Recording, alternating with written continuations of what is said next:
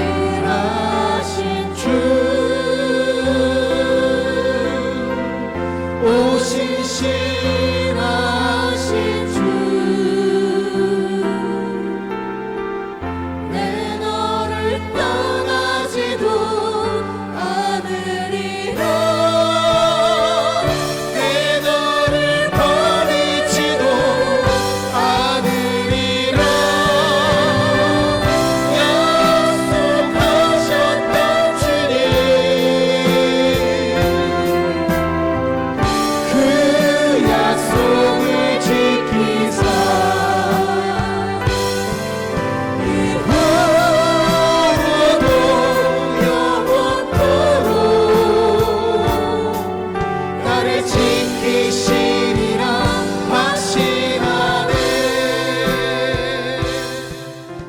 하나님 우리 아버지, 오늘도 하나님 말씀을 사모하여 이 자리에 참석하는 사랑하는 권속들을 축복해 주시고 하나님의 말씀으로 잘 익어가는 사람이 되어서 가을에 열매로 농부를 기쁘게 하듯이 우리가 하나님을 기쁘게 하고 우리를 만난 사람들에게 행복을 나누고 나는 토부한 인생이 되어질 수 있도록 주의 성령으로 함께하여 주시옵소서. 감사하며 예수 이름으로 기도하옵나이다. 아멘. 지난 수요 예배는 영적 생활은 하나님의 목적대로 살아가는 인생이고 우리는 하나님 목적대로 살아가기 위해서 체험, 하나님의 말씀을 몸으로 겪어서 확인하는 것을 체험이라고 말했습니다. 체험을 하고 그 체험이 반복되는 걸 경험이라고 말하고 이 경험이 쌓이는 것이 인생이라 그렇게 말했으며 우리 하나님의 경륜, 우리 예수 사랑교회 신앙은 경험하여서 인생이 되자. 다른 말로 말하자면 말씀이 인생이 되자라고 말씀을 드렸고 저와 여러분을 향하신 목적, 하나님의 목적대로 구원에 이르는 것은 심판이 있다고 하는 사실을 아는 것이고 그 심판이 있다고 하는 것을 믿는 사람이 하는 걸 영적 생활이라고 말했고 그 심판의 시작은 나는 피조물이다 라고 하는 것을 아는 것이라고 말했습니다. 저와 여러분의 피조물인 것은 죽음이 있다고 하는 것이고 그 죽음이 있기 때문에 늘 저와 여러분의 육체는 연약하고 그 다음에 미래를 알지 못한 것이고 능력의 제한을 통하여서 나는 피조물이다 라고 하는 것을 알게 된다고 말씀을 드렸습니다. 그러므로 저와 여러분의 죽음과 육체의 연약 때문에 고난이 옵니다. 여러분 오늘도 어떤 고난 때문에 힘들어 하십니까? 다 육체가 연약하기 때문에 그렇습니다. 우리가 병들어서 고통을 받고 돈이 없어 고통을 받고 여러 가지로 고통을 받는 것은 우리 육체가 연약하기 때문에 그런 것이요. 결국 그런 말미암아 죽음이라고 하는 것으로 살아가는데 왜 이 죽음과 연약함이 우리를 힘들게 하는가? 두려움 때문에 그렇다고 말합니다.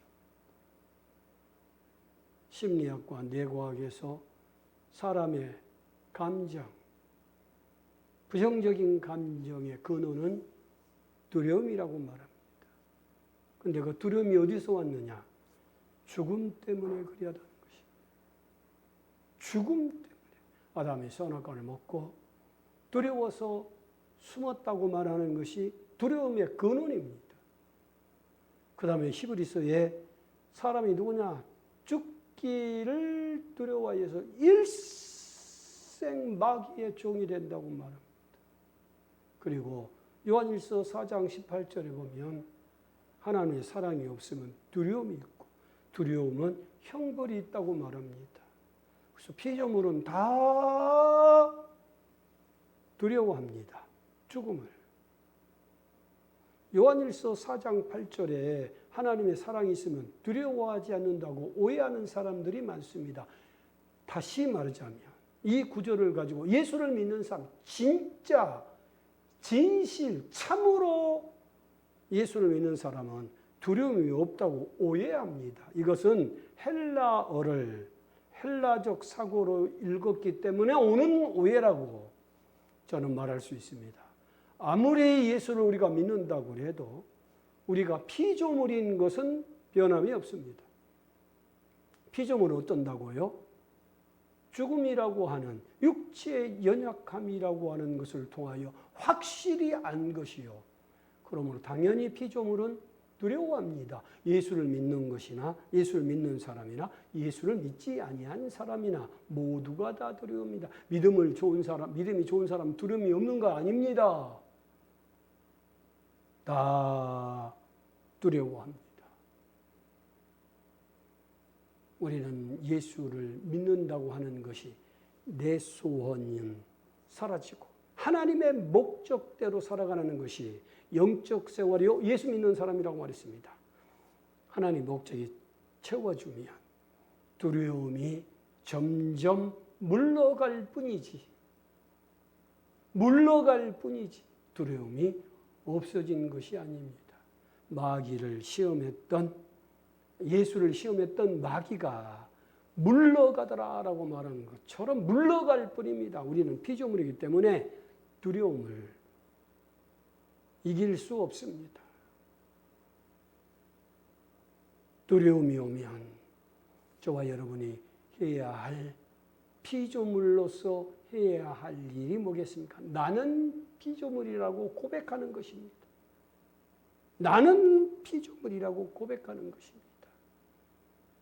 피조물이라고 인정하고 피조물이라고 고백하고 시인하는 것.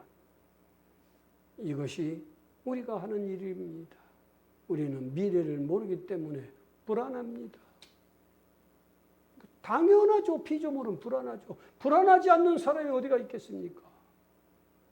모두가 다 불안합니다. 다만 그 불안을 이기려고 노력하고 그 불안을 잊으려고 노력하고 그 불안이 없는 것처럼 살아갈 뿐이죠. 모든 사람들은 불안한 것입니다. 여러분 불안이 밀려오면 나는 피조물이라고 고백하시기 바랍니다. 그리고 사람이 왜 낙심하고 좌절하고 절망합니까? 능력의 제한 때문에 그렇습니다. 그래서 사람은 다 우울합니다. 특별히 현대 청소년들에게 우울이 많은 이유는 저희 어렸을 때만 해도 그렇게 능력을 강조하지 않았어요. 밥만 먹고 살면 되지, 배만 안 골고 살면 되지. 그게 우리의 정신세계였어요. 그래서 지금 저도 목회를 하면서 나는 정말 하나님 앞에 감사합니다. 밥 안 굶고 살았으니까요. 금식 기도 외에는 밥 안 굶고 살았으니까요. 오히려 밥 굶으려고 다이어트 하려고 노력은 많이 했지. 밥 안 굶고 살았어요. 그렇기 때문에 지금 청소년들이 겪는 우울이 적습니다. 지금 청소년들은 밥 안 굶으면 되지라고 하는 것 아닙니다. 얼마나 능력을 강조 많이 합니까? 얼마나 능력을 강조를 많이 한 세대에 살고 있습니까? 학교 가도 능력, 사회에 나가도 능력, 직장에서도 능력, 모든 것이 능력입니다. 요즘 사람들이 입만 열면 대통령을 비롯하여서 모든 우리 학부모까지 능력을 강조합니다. 그런데 능력을 강조하면 강조할수록 능력에 제한이 있다고 하는 피조물로 발견되어지고, 그러니까 우울하게 되어 있습니다. 그런데 여러분, 우리가 피조물이라고 하는 것, 다시 말하자면 죽음이 있어 두려움이 있고 미래를 몰라 불안하고 능력이 제한이 되어서 우울한 것은 하나님께서 우리를 불행하게 하기 위한 것이 아닙니다. 우리가 하나님의 피조물이라고 하는 것은 내 인생은 불행한 인생이라고 하는 것이 아닙니다. 우리는 죽음과 연약함 때문에 고난이 있고 미래를 알지 못하기 때문에 실수 많이 합니다. 선택의 실수를 얼마나 많이 합니까? 능력이 없기 때문에 다른 사람으로부터 그리고 내 자신으로부터 참으로 정죄를 많이 받고 살아갑니다. 이렇게만 생각하면 우리 인생은 너무 불행한 것 같습니다. 그런데 하나님께서 저와 여러분에게 죽음을 주시고 미래를 알지 못하게 하시고 능력을 제한한 건 우리를 불행하게 하는 것이 아니고 이와 같은 것을 통하여서 무엇을 알게 한다고요? 피조물인 것을 알게 하는 것입니다. 왜 그런가? 피조물에게는 하나님의 목적이 있기 때문에 그렇습니다. 우리가 죽음이 없고 연약하지 아니한다면, 우리가 미래를 다 알고 늘 선택하는 것마다 성공할 수 있다면, 우리가 능력에 제한 없이 마음 먹은 대로 다 된다면 우리는 결코 피조물인 줄 모르게 될 것이고, 피조물인 줄 모르면 하나님 목적대로 살아갈 수 없습니다. 성경에서 행복과 불행의 기준은 하나님 목적대로 살아가느냐, 그렇지 아니하는 것입니다. 인생에서 행복이냐 불행이냐고 하는 것은 세상에서는 내 소원대로 되느냐, 내 소원대로 되지 않느냐. 내 소원대로 되지 않는 것은 우리가 연약하고 미래를 알지 못하고 능력이 없어 그리한 것입니다. 그런데 하나님 목적으로 내가 행복하냐 불행하냐고 하는 것이 하나님의 목적이 기준이 된 사람은 우리의 연약함이, 미래를 알지 못한 것이, 능력 제함이 하나님이 우리를 행복하시기 위한 하나님의 사랑인 것을 알게 되는 것입니다. 그리고 그렇기 때문에 여러분 연약함 때문에 고난, 병들고 돈 때문에 여러 가지 환경으로 여러분 지금 고난을 당하고 계십니까? 늘 미래를 알지 못해서 현재와 과거를 생각하며 후회하고 미래를 생각하면서 불안하십니까? 능력이 제한이 되어서 우울하고 낙심하고 좌절하고 절망하십니까? 그때 내 소원대로 내 인생을 볼 것인가? 아니면 나는 하나님의 피조물이다.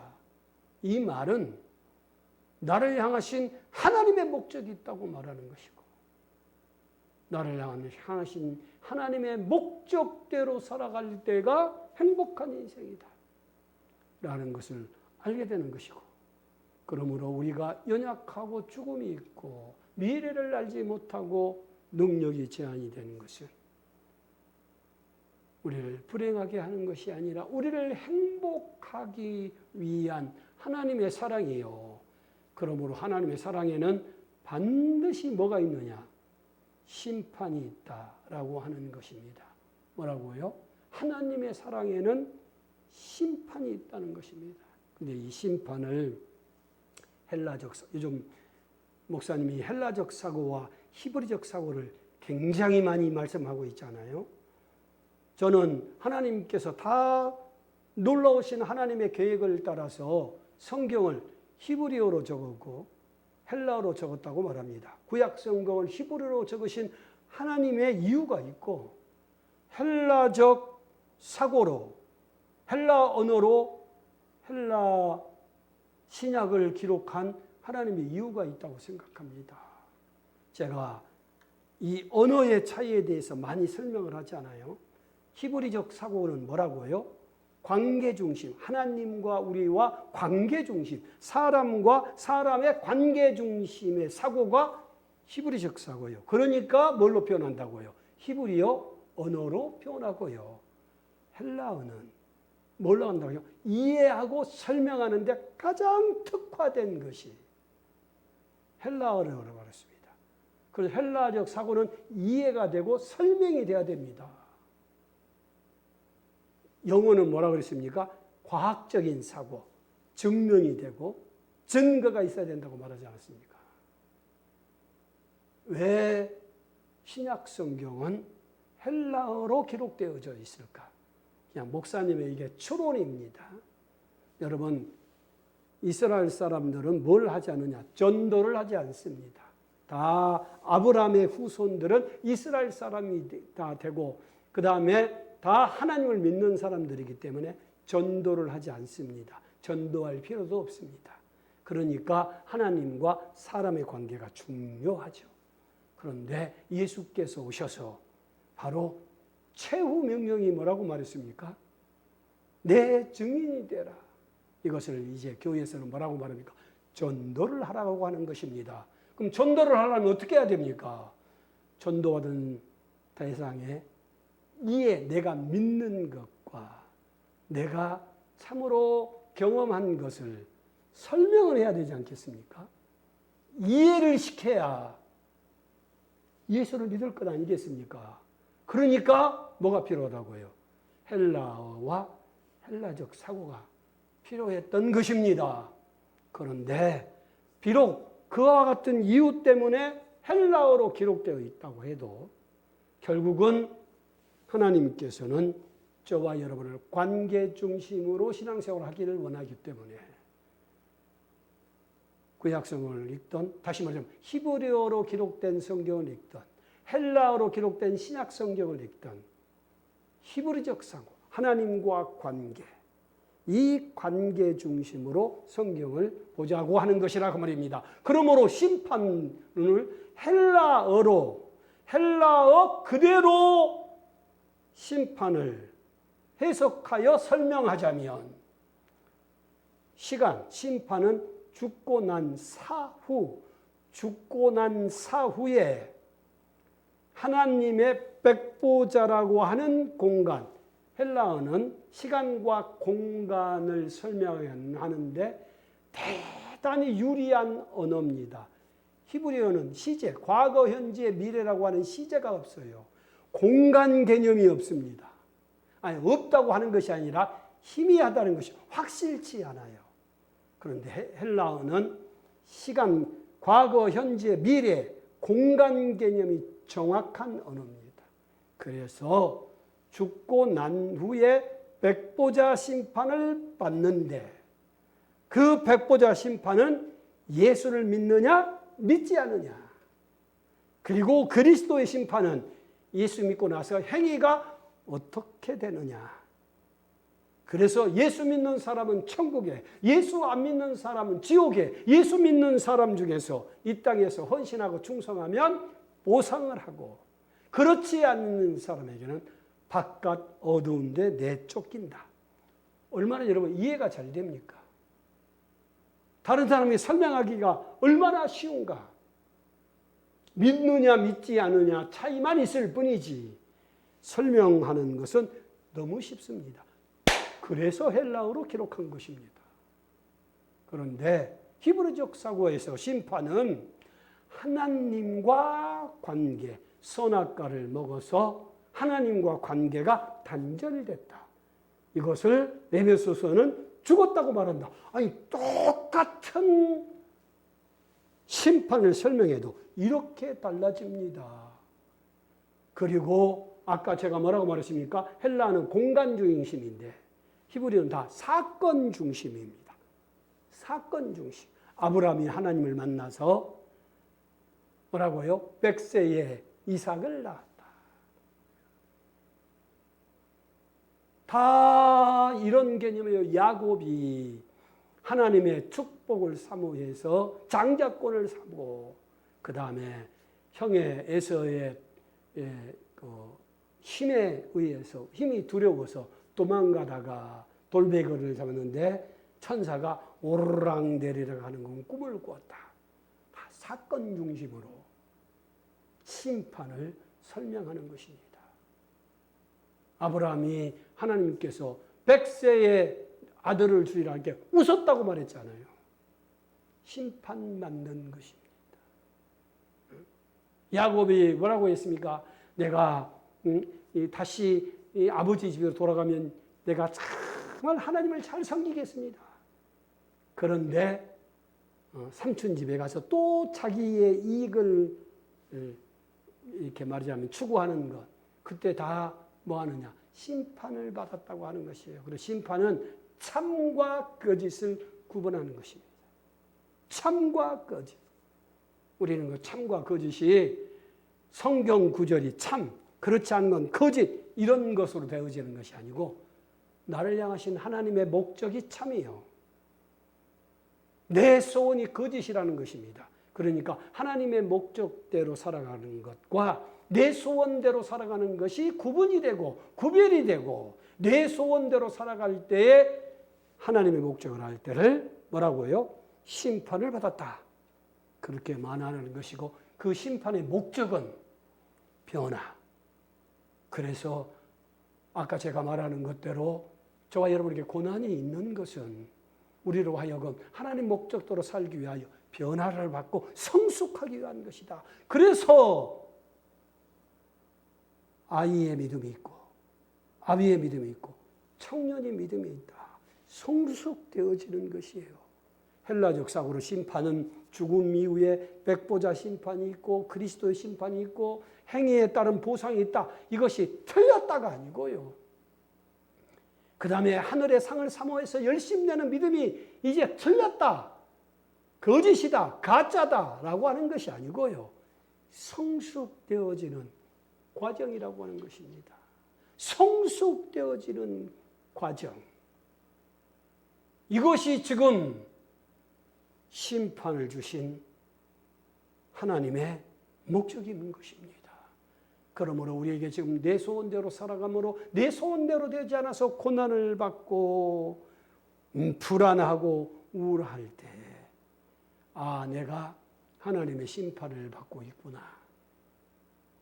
이것은 뭐라고요? 하나님이 나를 사랑하기 위한 사랑이요, 변화의 과정이요, 성숙의 과정이라는 것을 알아차리는 것.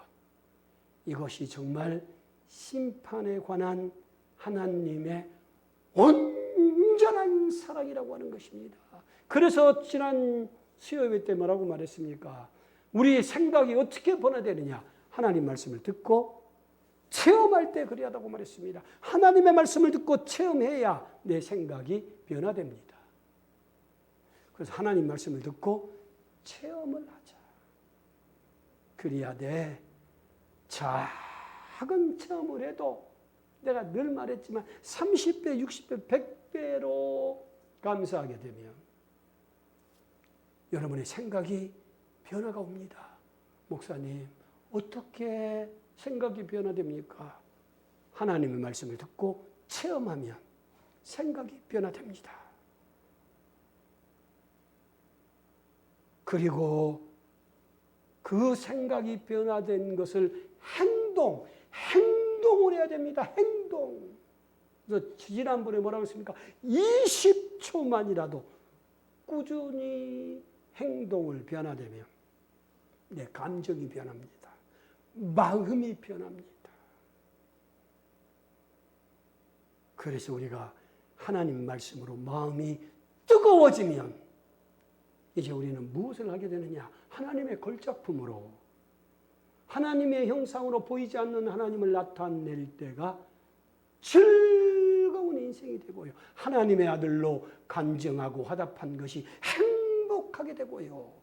영혼을 섬기고 영혼을 공개하고 복음을 전파하는 것이 영광의 인생이 됩니다. 이것이 반복되면 뭐가 되느냐? 습관이 되고, 습관이 저와 여러분의 운명이 되어서 행복한 인생이 됩니다. 하나님 말씀을 듣고 체험을 하면 생각이 변화됩니다. 우리가 체험, 그러니까 막 부러진 다리가 다시 붙고 막 사람이 할 수 없는 놀라운 것을 육체로 경험한 것을 체험이라고 하니까, 체험이라고 생각하니까 나는 도대체 체험받은 게 하나도 없다고 생각하는데요. 여러분, 어느 날 갑자기 내가 숨 쉬는 것이 정말 하나님의 사랑이다. 하늘을 바라보고 하늘이 너무나 아름다운 것을 보고 하나님의 사랑을 체험하고 작은 것으로부터 시작하는 겁니다. 우리 기독교에서 너무 기적을 강조하다 보니까 사람이 할 수 없는 것을 체험한다고 하니까 나는 아무 체험이 없다고 하는 것이지, 오늘 여러분 숨 쉬고 밥 먹는 것도 얼마나 놀라운 정말 하나님의 사랑인지 이렇게 생각하면 모두가 하나님 말씀에 체험하게 되고요. 생각이 변화되면 20초만이라도 하면 마음이 변화되고요. 마음이 변하게 되면 경험을 하기 시작합니다. 반복된 경험. 하나님의 걸작품으로 즐겁고 행복하고 영광의 인생이 이제 습관이 되고 주 예수께서 보좌에 앉으신 것이 내 운명이 되게 되면 그게 행복한 인생입니다. 우리 예수사랑교회 하나님의 경륜의 시작은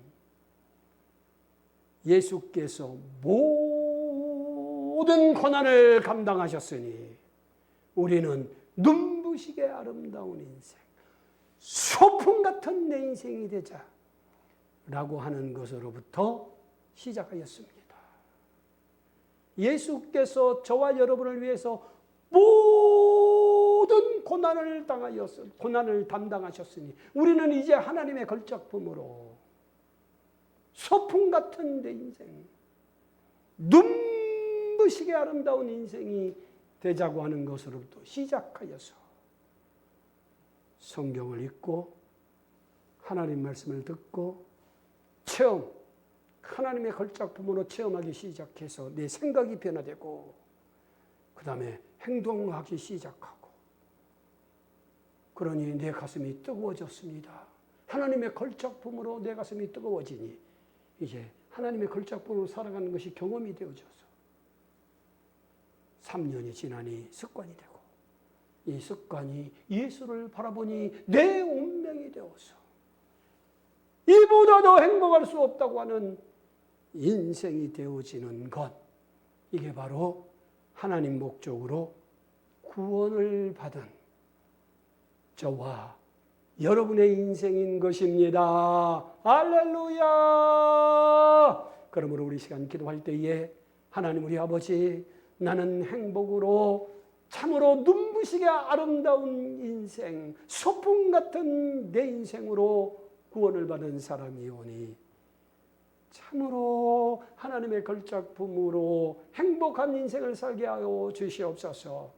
나아가 지동성으로 기도하시겠습니다. 하나님 우리 아버지, 참으로 하나님의 목적대로 살아가는 인생이 소풍 같은 인생이요, 아름다운 인생이요, 눈부시게 빛나는 내 인생과 우리 사랑하는 성도들의 인생이오니 참으로 하나님의 목적으로 구원을 받아 눈부시게 아름다운 인생을 살아갈 수 있도록 역사하시고 인도하여 주시옵소서. 감사하며 예수의 이름으로 기도하옵나이다. 아멘.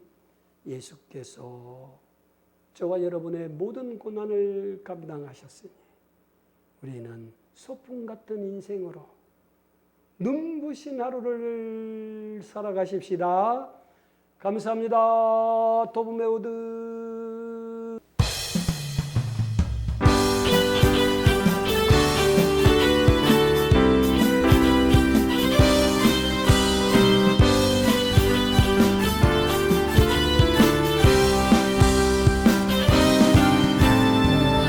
우리의 인생을